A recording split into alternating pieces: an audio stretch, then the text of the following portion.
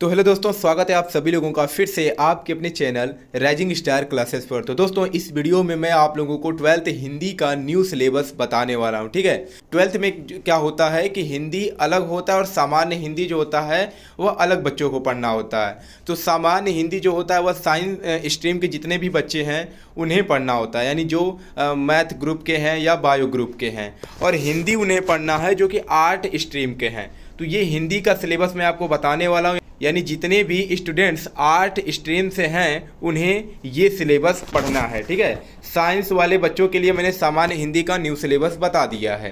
तो आपको क्या क्या पढ़ना है, आपके पेपर का पैटर्न क्या रहेगा, सब कुछ इस वीडियो में मैं बताने वाला हूँ।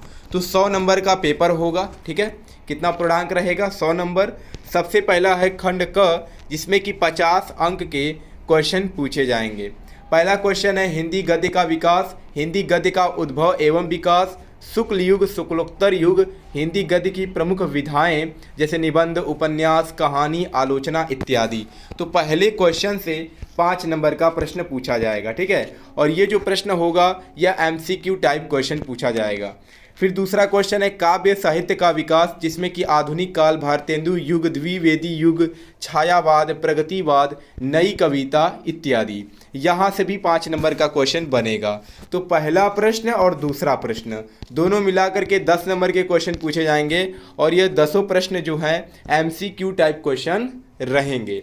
फिर तीसरा क्वेश्चन पूछा जाएगा पाठ्यक्रम में निर्धारित गद्यांशों पर आधारित प्रश्न, यानी एक गद्यांश दिया जाएगा जिसपे कि 5 क्वेश्चन पूछे जाएंगे, अब प्रत्येक प्रश्न 2 अंक का होगा। वैसे ही पाठ्यक्रम में निर्धारित पद्यांशों पर आधारित 5 प्रश्न रहेगा, यानी एक पद्यांश रहेगा और उस पर 5 क्वेश्चन पूछा जाएगा। फिर 5वें का क क्वेश्चन पूछा जाएगा संकलित गद्य के पाठों के लेखकों का साहित्यिक परिचय, जीवनी, कृतियाँ तथा भाषा शैली, अधिकतम शब्द सीमा 80 होना चाहिए। फिर वैसे ही कवि का परिचय, जीवनी, कृतियाँ, साहित्यिक विशेषताएं, इसकी भी शब्द सीमा 80 शब्द में होना चाहिए। फिर 6 नंबर क्वेश्चन रहेगा कहानी, चरित्र चित्रण, कहानी के तथ्य एवं तथ्यों पर आधारित लघु उत्तरीय प्रश्न, इसमें भी जो शब्द सीमा है वह 80 शब्द का रहना चाहिए। फिर 7वां क्वेश्चन खंडकाव्य से क्वेश्चन बनेगा। इसमें क्या क्या पूछा जाएगा? तो खंडकाव्य की विशेषताएं, पात्रों का चरित्र चित्रण और प्रमुख घटनाओं पर आधारित प्रश्न। ठीक है, तो ये प्रश्न भी जो है वह 5 नंबर का रहेगा। तो ये सभी प्रश्न जो हैं वह खंड क से पूछे जाएंगे, 50 नंबर के क्वेश्चन बनेंगे वहाँ से। ठीक है, फिर आता है खंड ख, यहाँ से भी 50 नंबर का क्वेश्चन बनेगा। इसमें व्याकरण से क्वेश्चन बनेगा और संस्कृत, जो अनिवार्य संस्कृत है उसमें से क्वेश्चन पूछा जाएगा। जैसे 8वें का क है पठित पाठ्य पुस्तक के निर्धारित पाठों के संस्कृत गद्य का संदर्भ सहित हिंदी में अनुवाद, यानी यहाँ पर क्या होगा कि एक संस्कृत गद्यांश दिया जाएगा जिसका कि संदर्भ लिखना होगा और हिंदी में अनुवाद करना होगा। फिर ख क्वेश्चन है पठित पाठ्य पुस्तक के निर्धारित पाठों के संस्कृत पद्य का संदर्भ सहित हिंदी में अनुवाद, यानी जैसे गद्यांश आएगा वैसे ही एक श्लोक आएगा। ठीक है, जिसको संस्कृत पद्य कहा जाता है, उसका भी आपको क्या करना होगा? संदर्भ लिखना होगा और हिंदी में अनुवाद करना होगा। फिर 9 नंबर क्वेश्चन रहेगा पाठों पर आधारित अति लघु उत्तरीय प्रश्नों का संस्कृत में उत्तर, कोई 2 प्रश्न करना है, यानी 2 क्वेश्चन आपको करना होगा और वो भी उसका उत्तर संस्कृत में देना है। फिर 10 नंबर क्वेश्चन है काव्य सौंदर्य के तत्व, इसमें सभी रस के बारे में पूछा जाएगा। सभी रस का मतलब जितने भी रस होते हैं सब पढ़ना है, करुण रस, हास्य रस, ठीक है, फिर उसके बाद शांत रस हो गया। तो ये जितने भी रस हैं सभी रसों के बारे में आपको पढ़ना है, इसका परिभाषा पता होना चाहिए, उदाहरण क्या होता है, पहचान का क्या होता है, ये सब चीज़ें आपको आनी चाहिए।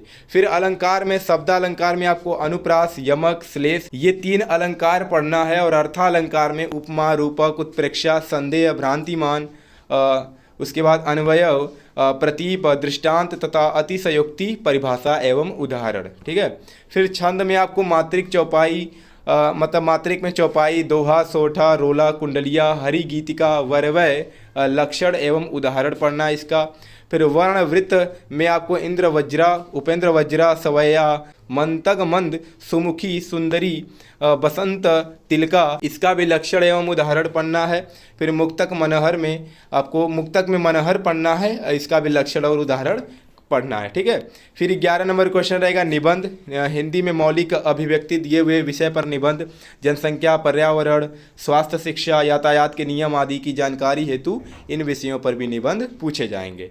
तो ये है सिलेबस, ठीक है। फिर नीचे संस्कृत व्याकरण दिया गया है, क्रम संख्या 12 एवं 13 से वस्तुनिष्ठ प्रश्न पूछे जाएंगे, यानी जो 12 और 13 में पढ़ना है यहाँ से बहुविकल्पी क्वेश्चन बनेंगे।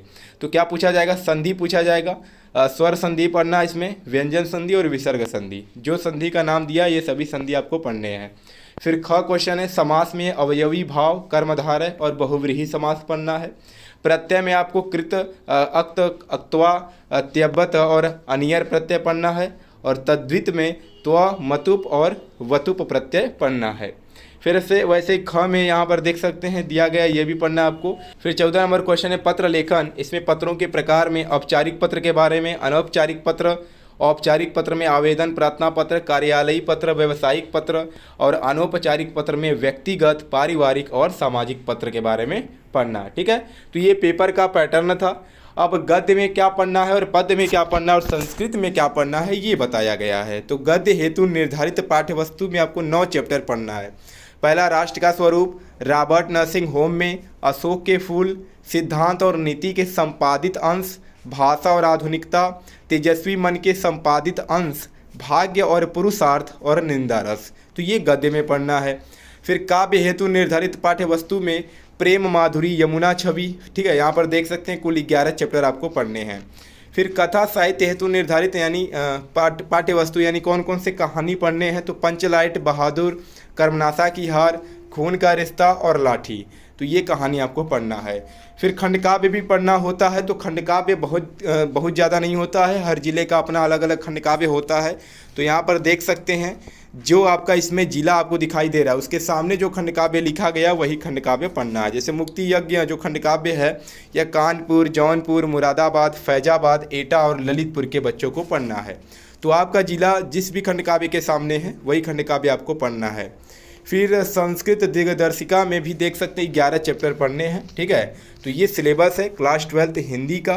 तो अगर आप 8 स्ट्रीम से हैं तो यही हिंदी आपको पढ़ना है और यहीं से क्वेश्चन जो है वो आपके पेपर में बनेंगे, ठीक है। तो चलिए मिलते हैं नेक्स्ट वीडियो में एक नए टॉपिक के साथ, तब तक के लिए धन्यवाद।